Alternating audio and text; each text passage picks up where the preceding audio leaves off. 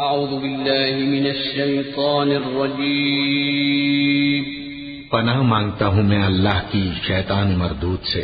بسم اللہ الرحمن الرحیم شروع اللہ کا نام لے کر جو بڑا مہربان نہایت رحم والا ہے۔ نون والقلم وما يسطرون ما أنت بنعمة ربك بمجنون وإن لك لأجرا غير ممنون وإنك لعلى خلق عظيم فستبصر ويبصرون بأيكم المفتون إن ربك هو أعلم بمن ضل عن سبيله وهو أعلم بالمهتدين فلا تطع المكذبين۔ نون، قلم کی اور جو کچھ لکھنے والے لکھتے ہیں اس کی قسم کہ اے پیغمبر صلی اللہ علیہ وآلہ وسلم تم اپنے پروردگار کے فضل سے دیوانے نہیں ہو، اور بے شک تمہارے لیے بے انتہا اجر ہے، اور یقیناً تم اخلاق کے اعلی مرتبے پر ہو۔ سو ان قریب تم بھی دیکھ لو گے اور یہ کافر بھی دیکھ لیں گے کہ تم میں سے کون دیوانہ ہے۔ تحقیق تمہارا پروردگار اس کو بھی خوب جانتا ہے جو اس کے رستے سے بھٹک گیا، اور ان کو بھی خوب جانتا ہے جو سیدھے رستے پر چل رہے ہیں، تو تم جھٹلانے والوں کا کہا نہ ماننا۔ وَدُّوا لَوْ تُدْهِنُ فَيُدْهِنُونَ وَلَا تُطِعْ كُلَّ حَلَّافٍ مَّهِينٍ هَمَّازٍ مَّشَّاءٍ بِنَمِيمٍ مَّنَّاعٍ لِّلْخَيْرِ مُعْتَدٍ أَثِيمٍ عُتُلٍّ بَعْدَ ذَلِكَ زَنِيمٍ أَن كَانَ ذَا مَالٍ وَبَنِينَ إِذَا تُتْلَى عَلَيْهِ آيَاتُنَا قَالَ أَسَاطِيرُ الْأَوَّلِينَ سَنَسِمُهُ عَلَى الْخُرْطُومِ۔ یہ لوگ چاہتے ہیں کہ تم نرمی اختیار کرو تو یہ بھی نرم ہو جائیں، اور کسی ایسے شخص کے کہے میں نہ آ جانا جو بہت قسمیں کھانے والا ہے، ذلیل ہے، شرارت سے اشارے کرنے والا، لگائی بجھائی کرنے والا، مال دینے میں بڑا بخیل، حد سے بڑھا ہوا بدکار، سخت خو اور اس کے علاوہ بدذات ہے، اس سبب سے کہ مال اور بیٹے رکھتا ہے۔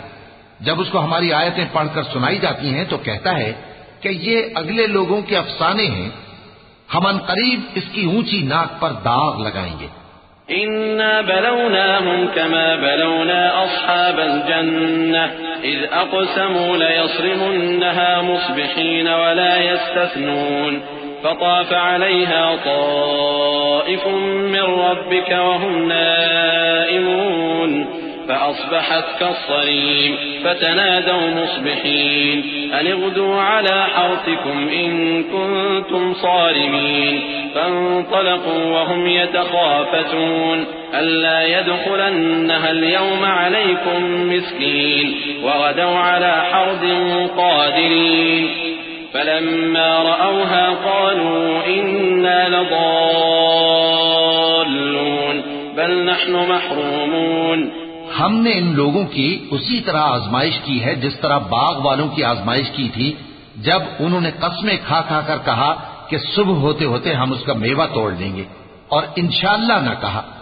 سو وہ ابھی سو ہی رہے تھے کہ تمہارے پروردگار کی طرف سے راتوں رات اس پر ایک آفت پھر گئی، تو وہ ایسا ہو گیا جیسے کٹی ہوئی کھیتی۔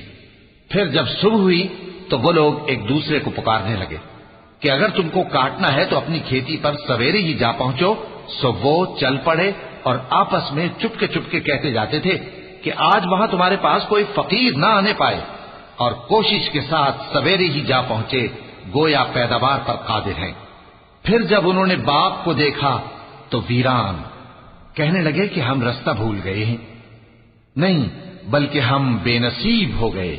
قال أوسطهم ألم أقل لكم لولا تسبحون قالوا سبحان ربنا إنا كنا ظالمين فأقبل بعضهم على بعض يتلاومون قالوا يا ويلنا إنا كنا طاغين عسى ربنا أن يبدلنا خيرا منها إنا إلى ربنا راغبون كذلك العذاب ولعذاب الآخرة أكبر لو كانوا يعلمون۔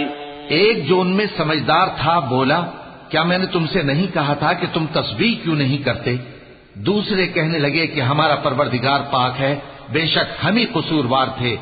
پھر لگے ایک دوسرے کی طرف رخ کر کے ملامت کرنے، کہنے لگے ہائے شامت، ہم ہی حد سے بڑھ گئے تھے، امید ہے کہ ہمارا پروردگار اس کے بدلے میں ہمیں اس سے بہتر باغ عنایت کرے، ہم اپنے پروردگار کی طرف رجوع کرتے ہیں۔ دیکھو عذاب یوں ہوتا ہے اور آخرت کا عذاب سب سے بڑھ کر ہوگا، کاش یہ لوگ جانتے ہوتے۔ إن للمتقين عند ربهم جنات النعيم أفنجعل المسلمين كالمجرمين ما لكم كيف تحكمون أم لكم كتاب فيه تدرسون إن لكم فيه لما تخيرون أم لكم أيمان علينا بالغة إلى يوم القيامة إن لكم لما تحكمون سلهم أيهم بذلك زعيم أم لهم شركاء فليأتوا بشركائهم إن كانوا صادقين يوم يكشف عن ساق ويدعون إلى السجود فلا يستطيعون خاشعة أبصارهم ترهقهم ذلة وقد كانوا يدعون إلى السجود وهم سالمون۔ پرہیزگاروں کے لیے ان کے پروردگار کے ہاں نعمت کے باغ ہیں۔ کیا ہم فرما برداروں کو نافرمانوں کی طرح نعمتوں سے محروم کر دیں گے؟ تمہیں کیا ہو گیا ہے؟ کیسی تجویزیں کرتے ہو؟ کیا تمہارے پاس کوئی کتاب ہے جس میں یہ بات پڑھتے ہو کہ جو چیز تم پسند کرو گے وہ تم کو ضرور ملے گی؟ یا تم نے ہم سے قسمیں لے رکھی ہیں جو قیامت کے دن تک چلی جائیں گی کہ جو کچھ تم طے کر لو گے وہ تمہارا ہوگا؟ ان سے پوچھو کہ ان میں سے کون اس کا ذمہ لیتا ہے؟ کیا اس قول میں ان کے کچھ شریک ہیں؟ اگر یہ سچے ہیں تو اپنے شریکوں کو لے آئیں۔ جس دن پنڈلی سے کپڑا اٹھا دیا جائے گا اور کفار سجدے کے لیے بلائے جائیں گے، پھر وہ سجدہ نہ کر سکیں گے، ان کی آنکھیں جھکی ہوئی ہوں گی اور ان پر ذلت چھا رہی ہوگی، حالانکہ پہلے اس وقت سجدے کے لیے بلائے جاتے تھے جبکہ وہ صحیح و سالم تھے۔ فذرني ومن يكذب بهذا الحديث سنستدرجهم من حيث لا يعلمون وأملي لهم إن كيدي متين أم تسألهم أجرا فهم من مغرم مثقلون أم عندهم الغيب فهم يكتبون فاصبر لحكم ربك ولا تكن كصاحب الحوت إذ نادى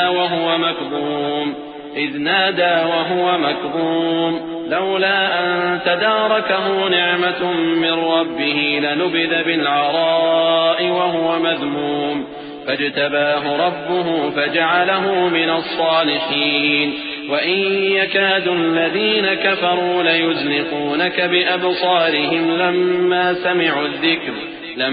سمعوا الذكر ويقولون إنه لمجنون وما هو إلا ذكر للعالمين۔